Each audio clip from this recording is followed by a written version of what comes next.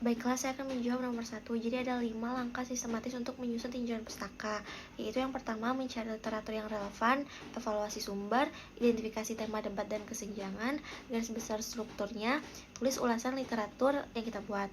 Yang pertama, cari literatur yang relevan. Literatur yang relevan berkenaan dengan sumber-sumber yang penting dalam melengkapi pengetahuan yang telah ada, yang perlu untuk membuat suatu perubahan dalam penelitian.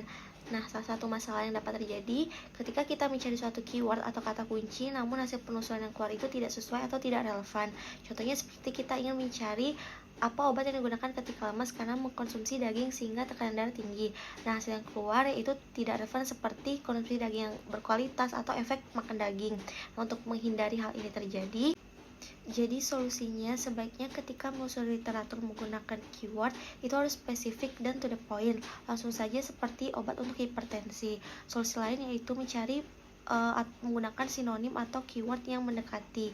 Contohnya itu obat tekanan darah tinggi. Selanjutnya, identifikasi tema, debat, dan kesenjangan. Nah, masalah yang dapat terjadi itu seperti adanya perbedaan pada hasil penelitian yang telah kita kerjakan dengan hasil penelitian pada literatur yang kita acu. Nah, solusinya mencari literatur atau sumber pendukung lain yang sesuai dengan parameter yang valid. Contohnya, jika literatur yang kita acu itu jurnal, maka gunakanlah sumber lain seperti BPOM, SNI, atau FDA. Kita juga dapat meminta bantuan kepada guru besar, ahli, atau orang yang kompeten pada bidang penelitian yang sesuai penelitian yang kita angkat.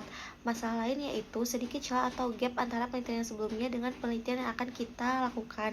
Solusinya, kita bisa mendiskusikan apa sih pentingnya temuan dan kaitannya dengan literatur secara keseluruhan.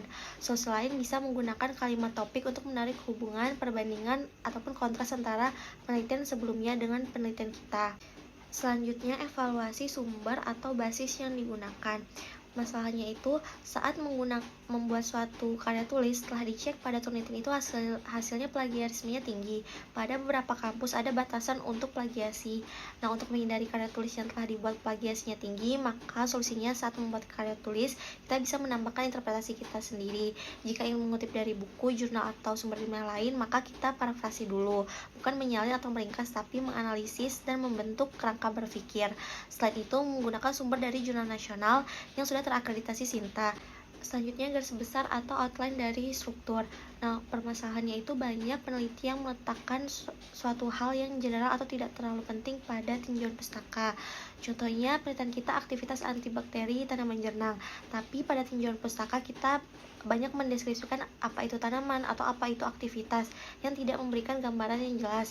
Padahal poin penting yang harus dijelaskan itu seperti antibakteri, dari mana perolehan jernang, taksonomi jernang, dan juga sebagainya. Jadi solusinya kita harus memberikan informasi yang lebih spesifik dari suatu penelitian.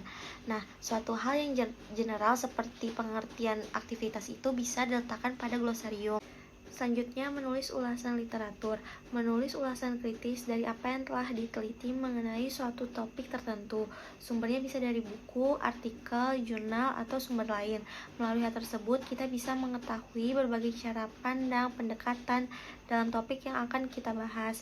Nah, masalahnya itu kita seringkali ceroboh, tidak menganalisis lebih dalam mengenai jurnal yang didapat dari sumber tidak terakreditasi seperti blog atau Wikipedia, yang mana materinya itu bisa diubah oleh siapa saja. Solusinya itu kita harus mengecek jurnal di Mendeley, mencari jurnal terbaru minimal 5-10 tahun terakhir, terakreditasi SINTA, Scopus, dan ada ISSN. Jika buku ada ISBN. Jika artikel ilmiah dikeluarkan atau dirujuk pemerintah atau instansi pendidikan seperti BPOM, SNI, atau FDA. Jika literatur acuan yang dicari masih sedikit, kita bisa berdiskusi mengenai topik penelitian yang akan kita angkat itu kepada ahlinya yang kompeten pada bidangnya.